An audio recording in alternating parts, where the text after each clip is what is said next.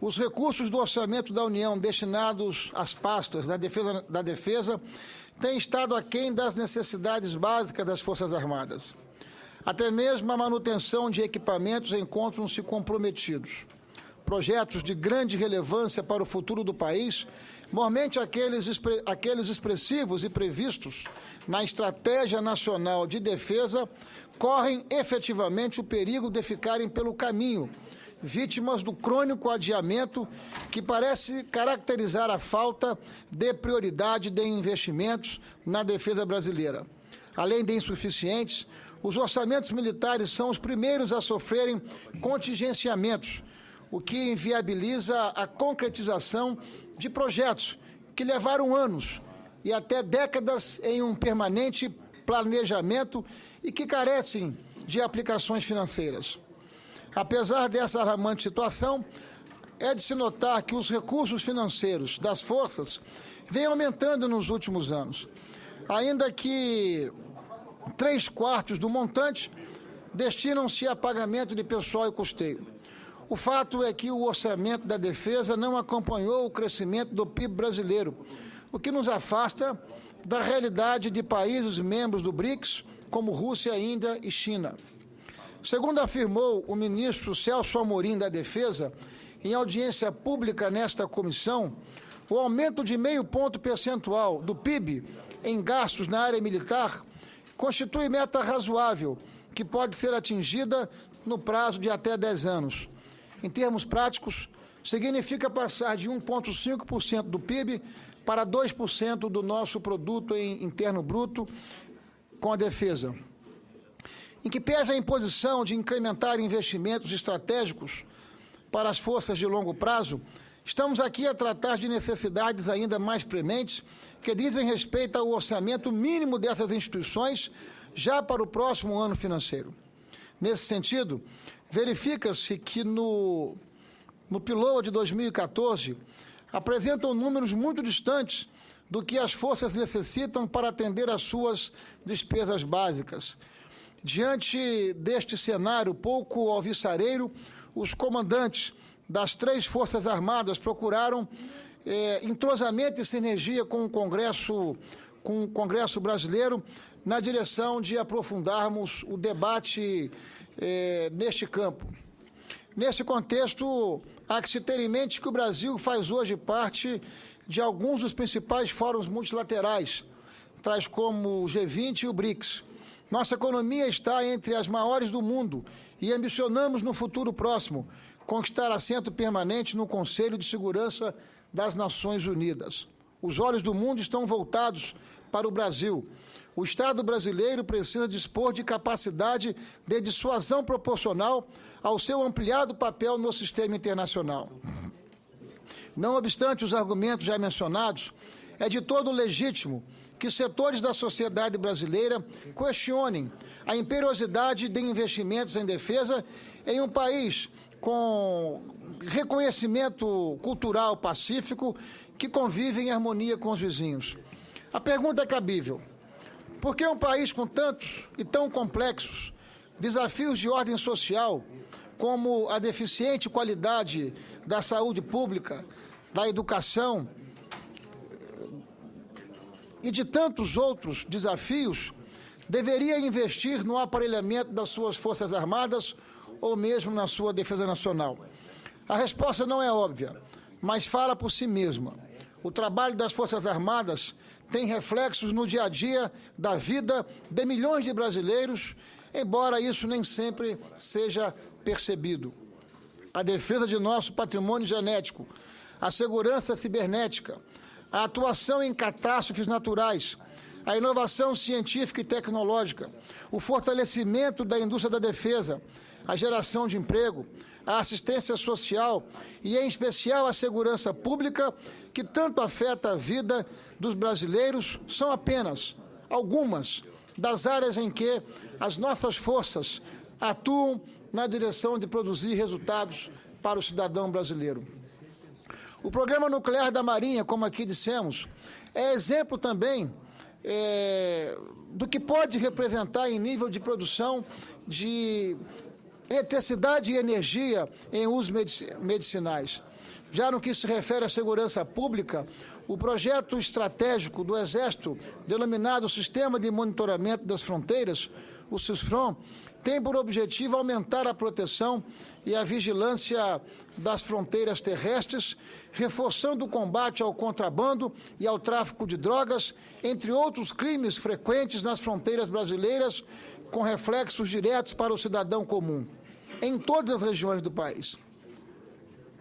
É pelas nossas fronteiras que entra a maior parte das drogas e armas que alimentam o crime organizado e a escalada da violência em nosso país. Assim, é imperioso que as Forças Armadas tenham orçamentos compatíveis, não só com a dimensão estratégica do país, mas também com extraordinário relevo para o bem-estar social da população, o que não se verifica com os atuais valores previstos no orçamento de 2014, insuficientes para as necessidades mínimas de cumprimento das missões militares constitucionais. Nesse sentido, é de extrema relevância a busca de soluções que possam atender, ou pelo menos minorar, as necessidades inadiáveis das Forças Armadas, sob pena de sucateamento das mesmas, tal a penúria de recursos, mesmo para itens elementares, como combustível, munição ou mesmo manutenção do dia a dia. O Senado e a Câmara dos Deputados podem servir e devem servir de caixa de ressonância para justificarem a importância e a necessidade desse debate. Por isso estamos aqui reunidos para que possamos ouvir os nossos comandantes, possamos ouvir as nossas forças e possamos unir os nossos esforços na direção de fortalecermos o papel das nossas Forças Armadas. Convido o deputado Nelson Pellegrino, com quem compartilho desta audiência pública, para fazer uso da palavra, cumprimentando os seus colegas, os nossos comandantes, dando, enfim, a abertura aqui dos nossos trabalhos. Senhor presidente da Comissão de Relações Exteriores e Defesa Nacional, do Senado Federal, quero cumprimentar aqui também o comandante das forças, o general Enzo, o brigadeiro Júnior Saito, o almirante Moura Neto, secretário-geral do nosso Ministério da Defesa, senhores senadores, deputados e deputadas. Eu não teria muito a acrescentar à longa fala do presidente da Comissão de Relações Exteriores. Recentemente, vários parlamentares, acredito que todos que estão aqui, nós tivemos a oportunidade de sermos convidados pelos comandos das forças para um café da manhã. Na oportunidade, as forças tiveram e fizeram uma longa exposição sobre a situação orçamentária, não só das necessidades, como também das carências e dos contingenciamentos. E todos nós que participamos desses eventos assumimos um compromisso de trabalharmos para não só recuperar o orçamento da defesa no Brasil, que entendemos que o investimento em defesa é estratégico. E, recentemente, numa luta nossa, de todos aqui, do senador Ricardo Ferraz, finalmente nós aprovamos no Congresso Nacional a atualização da nossa Estratégia Nacional de Defesa, a Política Nacional de Defesa e o Livro Branco. O Brasil se insere num seleto grupo de nações que tem um Livro Branco da Defesa Nacional. E, ao longo dos últimos anos, embora ainda não com a velocidade e o tamanho que gostaríamos, nós temos assistido a investimentos estratégicos nas nossas forças.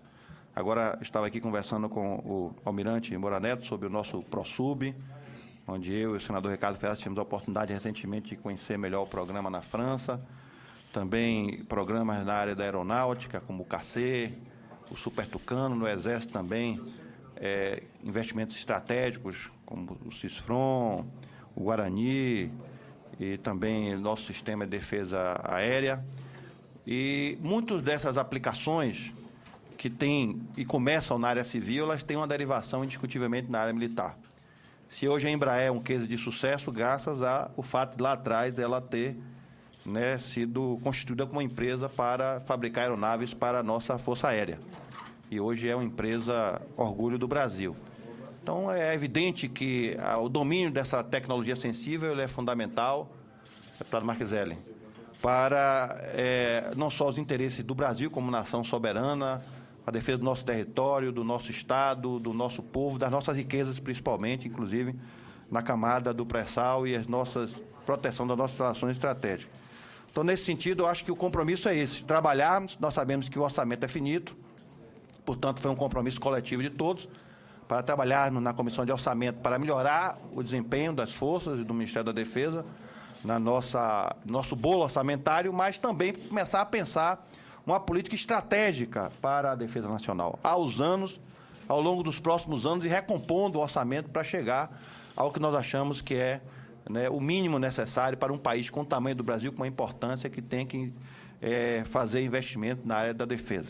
Eu, na oportunidade, no Café das Três Forças, tive também a oportunidade de anunciar que eu estou trabalhando num projeto de lei, já tenho dialogado com o senador Ricardo Ferraz também nesse sentido, para a gente criar um fundo para financiar projetos estratégicos na área de defesa.